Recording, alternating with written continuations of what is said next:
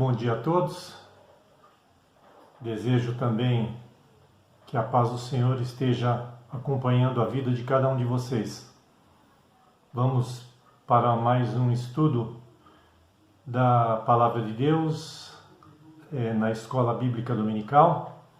Espero que ela possa ser de grande bênção para cada um daqueles que terão a oportunidade de desfrutar das bênçãos através desta palavra que Deus tem preparado para aqueles que o amam, e que possa ser para o aumento do conhecimento e melhoria de relacionamento com o próprio Deus. Então, vamos orar agora, antes de iniciarmos propriamente dito o estudo.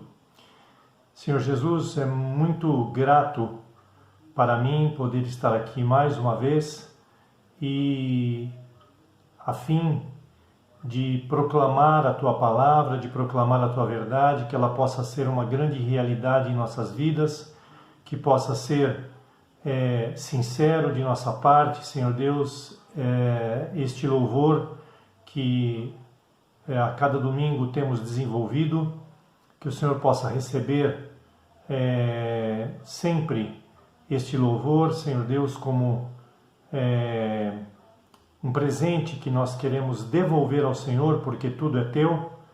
Esteja abençoando a nossa igreja, ou melhor, as nossas igrejas, no movimento reformador da Igreja de Deus aqui nesta cidade de São Paulo e nas cidades circunvizinhas onde nós temos igreja. Que o Teu povo, Senhor Deus, possa se animar neste dia onde nós cultuamos ao Senhor de modo mais especial, e que nossa vida possa estar sempre no Teu altar e ser um culto constante, Senhor Deus. Abençoe aquelas pessoas que têm precisado de bênçãos num maior grau de intensidade nas diversas áreas que cercam a vida de alguém. Esteja abençoando os doentes, que o Senhor venha a curar a todos aqueles que têm lançado seus pedidos perante os Teus pés, nos vários canais que se mobilizam, Senhor Deus, a cada dia para estarem intercedendo a favor destas vidas. Purifica-nos com o Teu sangue remidor, e em nome do Senhor Jesus Cristo que nós oramos agradecidos mais uma vez por tudo. Amém. Então, o título de hoje é a tradição. Havia uma família tradicional que reunia-se todos os anos na época de Natal. Os avós, anfitriões, faziam questão de passar esta data ajuntando todos os seus parentes, todos os seus familiares, desde o mais novo até o mais velho. Vinham para lá os seus filhos, netos, bisnetos e demais parentes. E lá estava a casa de portas abertas para a feitura do cerimonial desta festa natalina que tanto nos agrada, não é mesmo? Todos nós, nesta época do ano, queremos passar esses momentos com os nossos entes queridos de uma forma especial, mais especial do que todos os outros dias do ano. As comidas são mais especiais, parece que elas ganham um sabor maior e melhor. E é uma época, sem dúvida nenhuma, de muito prazer para nós, os brasileiros, bem como para todos os moradores do mundo que comemoram, né? O Natal é uma festa mundial. Como sempre, cada família que se reunia nesta casa com os vovós era responsável por levar um prato específico. A vozinha, por sua vez, sempre ficava encarregada de fazer um prato não menos especial do que os outros. Era o tradicional também,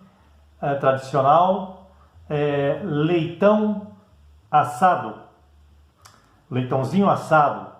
Ela tinha esta especialidade. Todos os anos, lá estava o leitãozinho sobre a mesa, com as patas cortadas. Os filhos percebiam isso, mas nunca perguntavam o porquê disto. Um dia, esta vozinha adoeceu e veio a falecer. Porém, antes pediu para que os seus filhos não deixassem de lado de modo nenhum a comunhão natalina. E estes, então, obedeceram à vontade dela à risca. Todos os anos, o leitãozinho aparecia na mesa da ceia e sempre com as patinhas cortadas. Como a vovó fazia quando estava presente. Isto aconteceu por 3 gerações seguidas. Muito tempo, não é? Muito bem. Um dia, uma das pessoas que ficou responsável de levar o leitãozinho perguntou: puxa, esse ano ficou de eu preparar o leitãozinho. Será que preciso cortar as patinhas também? Foi então perguntar a vários parentes qual a razão daquilo, mas ninguém soube responder absolutamente qual o verdadeiro motivo das patinhas do leitão estarem sempre cortadas. Até que um tio mais velho da época da vovó, sabendo da dúvida, se dispôs e começou então a explicar. Oh, como era gostoso o leitãozinho preparado por minha irmã. Algumas vezes eu a ajudei também a prepará-lo. Quando chegava a hora de colocá-lo no forno, precisávamos cortar as patinhas porque o forno era pequeno demais e o leitãozinho não cabia de forma inteira ou de modo inteiro dentro daquele forno, cujo qual pertencia ao fogão da vovó. Então, ali desvendou-se um mistério que atraía a atenção de todos, mas nunca ninguém teve coragem de perguntar. Muitos talvez pensaram que era por tradição, devido a alguma superstição, alguma coisa parecida com esta. Mas na verdade descobriram que não o era. Era apenas por espaço físico. Tão simplesmente. Quantas pessoas hoje, dentro e fora das igrejas, estão a fazer, mas sem saber. A tradição, dependendo de onde é aplicada, tem um bom deleite, é aprazível, outras vezes não. Por exemplo, no Natal a tradição é bom de ser praticada. Por quê? Porque tradicionalmente ela lembra já de muito tempo, é uma festa que invoca a presença especial de Deus, porque nós, no Natal, comemoramos o seu nascimento, o nascimento de Jesus. E nada melhor do que convocar a presença de todos os nossos entes queridos para estarmos ao redor de uma mesa, seja onde for, e assim praticarmos a ceia de Natal. Tem um grande significado espiritual e material que não deve ser de modo nenhum esquecido. Nós temos também a Páscoa. É bom e tradicional comemorar a Páscoa por uma outra razão. lembrar da morte de Jesus, mas mais ainda, lembrarmos da sua ressurreição, que por causa dela é que nós temos hoje a esperança de também ressuscitarmos com Ele. Nós temos também as bodas, que é uma festa tradicional. Nós temos as bodas de um casamento, melhor dizendo. Depois de alguns anos, ou até mesmo do primeiro ano, as bodas começam a ser comemoradas e ganham um nome especial, cada uma delas, sendo que as principais destas são aos 25 anos a boda de prata, aos 50 a boda de ouro e aos 75 as bodas de diamante. Então, estas são as principais dentre outras, mas tradicionalmente as pessoas fazem questão de comemorar e não deixar passar em branco, principalmente aqueles, claro, que conseguem chegar a completá-las. É uma vitória, sem dúvida nenhuma, frente a estas realidades da união de duas pessoas, tornando-se uma só carne.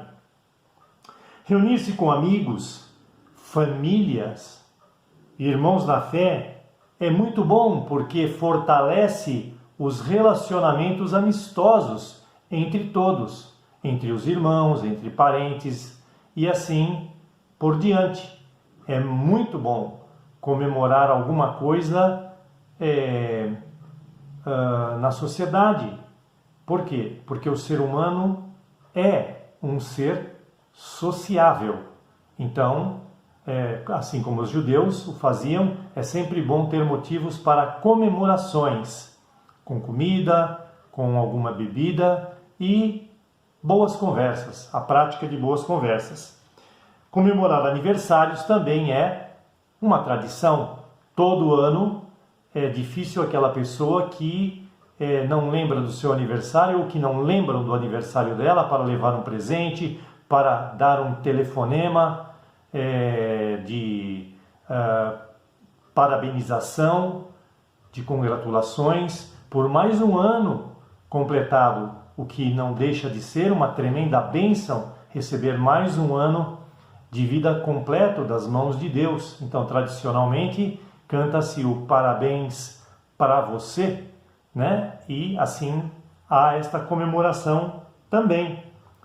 É bom.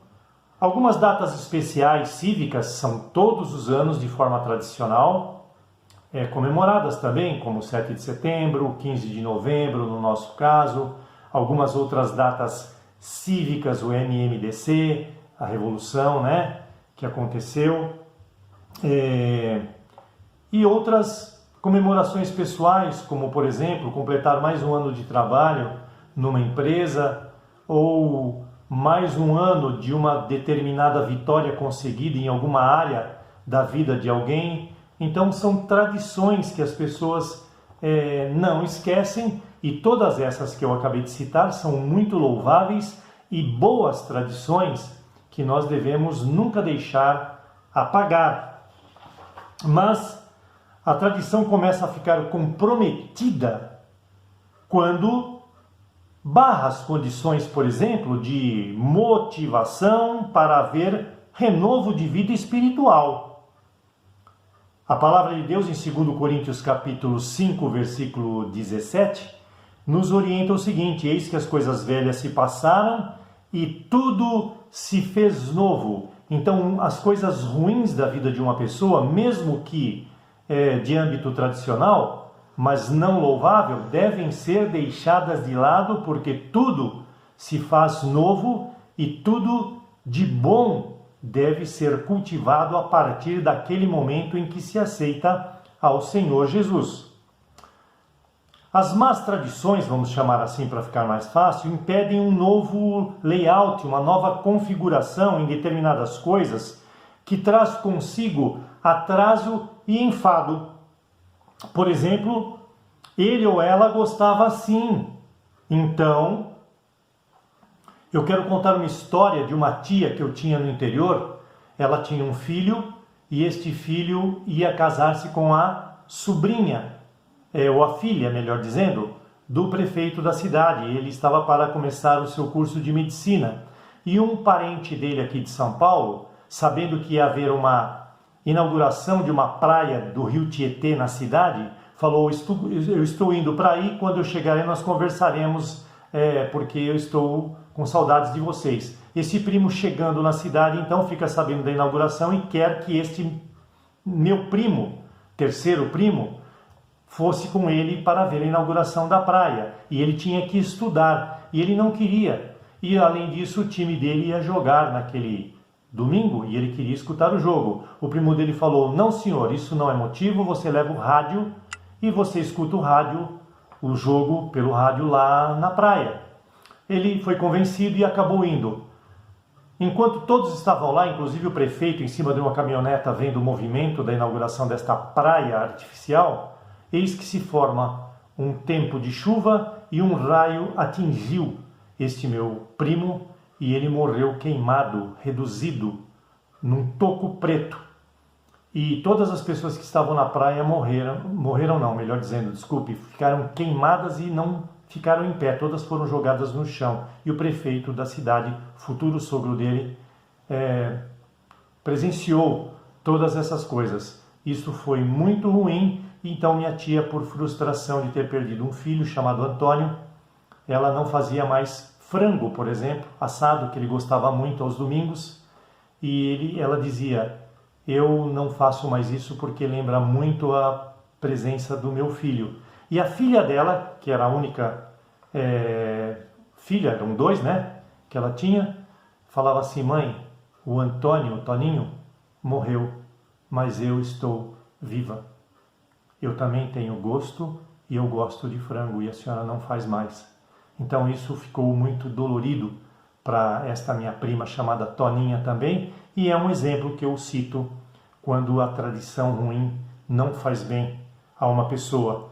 A má tradição impede a adoção de novas tecnologias de produção, seja numa empresa, seja aonde for, impede novas estratégias em escolas para melhorar o ensino, em igrejas para melhorar a condução dos cultos, a condução de visão de crescimento.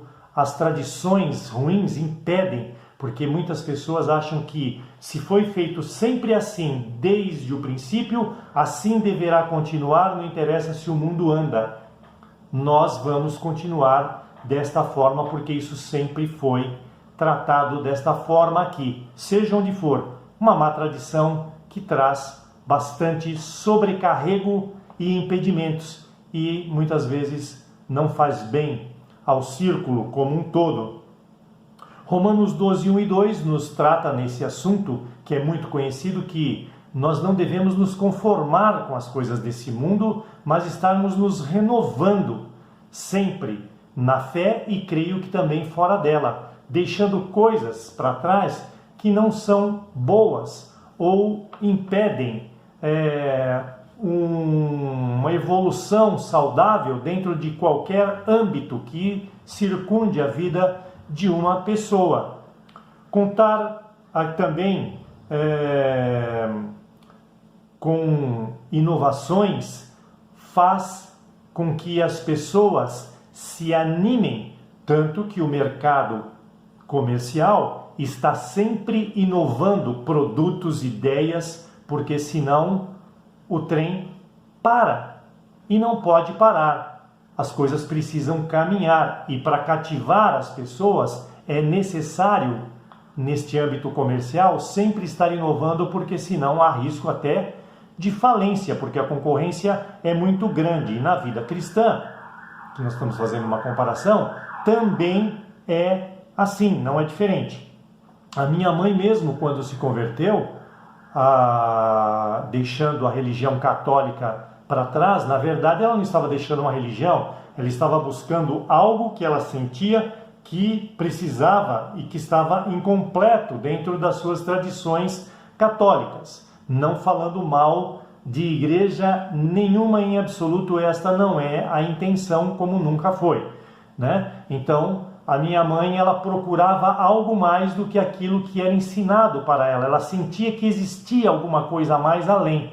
Então, ela um dia foi visitada pelo Espírito Santo, que sabia das intenções dela, e ele trouxe uma novidade de vida, mas o tradicionalismo teria que ser deixado de lado. A minha avó fazia a vestimenta dela de batismo chorando, dizendo que ela estava abandonando a tradição dos avós, dos bisavós e dos tataravós. E minha mãe disse: mãe, a senhora não sabe o que eu estou fazendo, talvez um dia a senhora vai compreender. E este dia chegou quando o pai da minha avó faleceu e ela pediu para ser rezada uma missa em intenção da alma dele, e o nome dele não foi mencionado na lista de mortos pelo padre. E ela foi tirar satisfações, porque ela havia pagado a missa, porque o padre não citou o nome do meu avô.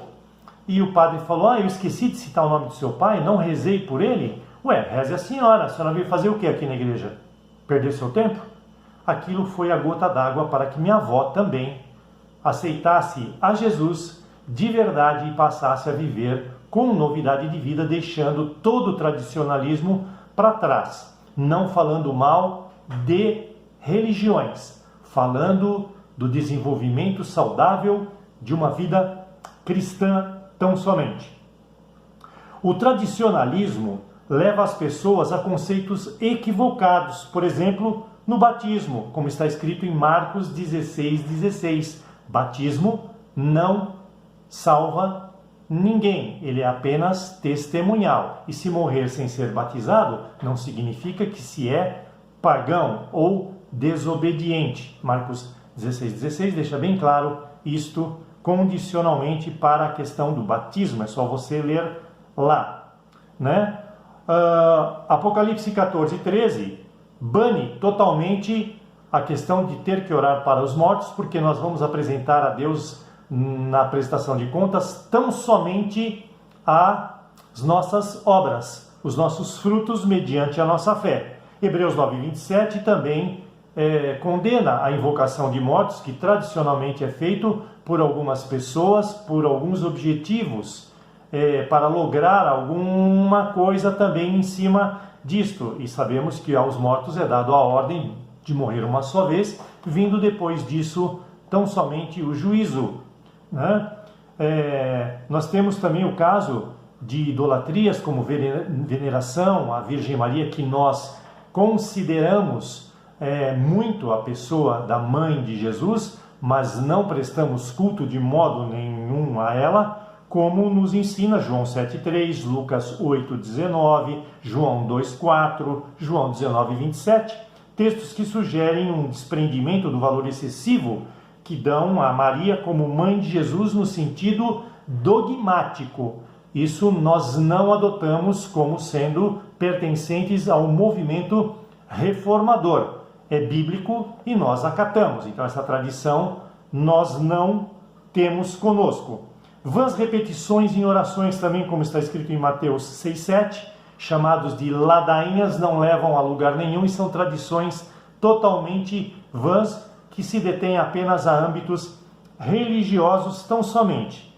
A idolatria propriamente dito, seja ela qual for a idolatria, porque idolatria não é só cultivar a adoração de imagens, né, ou de pessoas, mas qualquer outra coisa que sobreponha-se a Deus. Buscar a Deus em primeiro lugar, a Bíblia nos ensina, não em outro. Só o primeiro lugar é que cabe. Passou disso, é pecado e não cabe dentro da adoração plena e pura ao Senhor, como Isaías 48:5 e 6 nos ensina, e também o Salmo 115.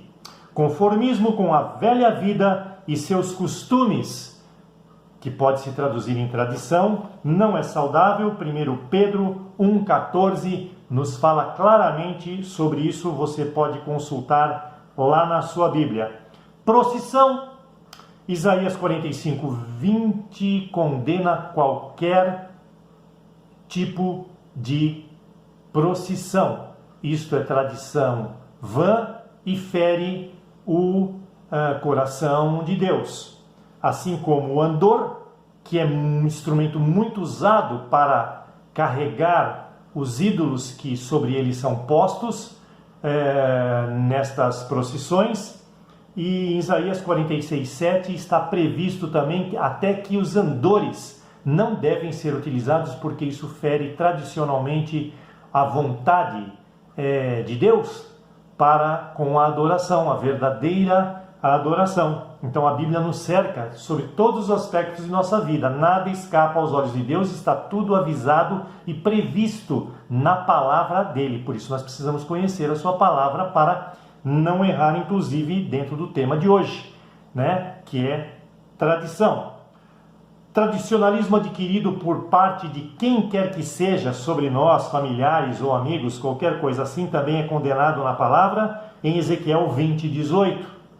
E também 1 Pedro, capítulo 1, versículos 18 e 19, tratam muito bem e muito claro sobre isso. Você pode ler lá com mais calma e tranquilidade. O tradicionalismo também da igreja de Colossos, capítulo 2, versículos 18, que levavam as pessoas a cultuarem anjos. Anjo não se cultua porque ele está abaixo da figura de Deus e só Deus pode ser cultuado e adorado. E aquelas pessoas da igreja de Colossos faziam não somente adoração a anjos, como divulgavam visões especiais, misteriosas dentro da igreja, tinham um ar de superioridade e orgulho, que essas coisas vêm acompanhada normalmente quando as pessoas não são humildes o suficiente e adoram tão somente a Deus em primeiro lugar, mas elas se colocam em primeiro lugar, né? O paganismo significa desobediência, ele é altamente condenável como tradição, inclusive, e esse relato está na carta de Coríntios, primeira carta de Coríntios, capítulo 12, versículo 2 e 3, você pode ir lá e comparar também sobre isto. Leia a Bíblia, que é a palavra de Deus. Jesus disse: eu sou o caminho, a verdade e a vida. Ninguém virá ao Pai se não passar por mim, vamos dizer assim. Como Pilatos disse a Jesus: o Senhor disse que é a verdade, mas o que é a verdade? A tua palavra é a verdade, segundo João capítulo 17, versículo 17. Está na palavra, vale. Não está na palavra, é ideia humana, é costume humano, vontades paralelas humanas, são códigos escritos por homens no seu uso e costume, seja por parte de quem quer que seja, não está certo e não deve sobrepujar a palavra de Deus, que deve estar sempre em primeiro lugar. Quem então não obedece à palavra, seguindo as suas próprias convicções, por tradição ou não, está perdido. Quem se envergonhar de mim e das minhas palavras, também eu me envergonharei deles. Segundo Marcos capítulo 8, versículo 38. Ainda outro versículo: há caminhos que aos homens parecem ser bons, mas seu final é a perdição.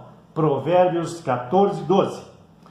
E por último, ou penúltimo, Oséias 4, 6 nos ensina o seguinte: o meu povo foi destruído porque lhe faltou conhecimento.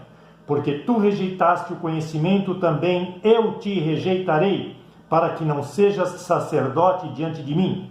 Visto que te esquecestes da lei do teu Deus, também eu me esquecerei dos teus filhos. Ou também, como Josué, capítulo 1, versículo 8.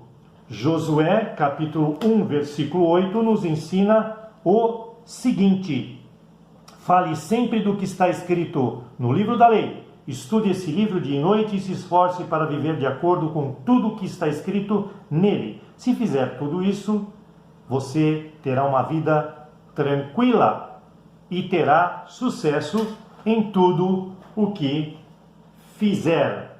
Josué 1:8. A tradição pode anular o conhecimento. Então tome cuidado com isto. Catraca de canhão não é conhaque de alcatrão. Pense nestas questões, ore a Deus e veja como está a sua vida nas questões do desenvolvimento da tradição como um todo, se ela é boa ou se ela é má. Deus os abençoe, uma excelente semana e até o próximo domingo, se assim Deus o quiser.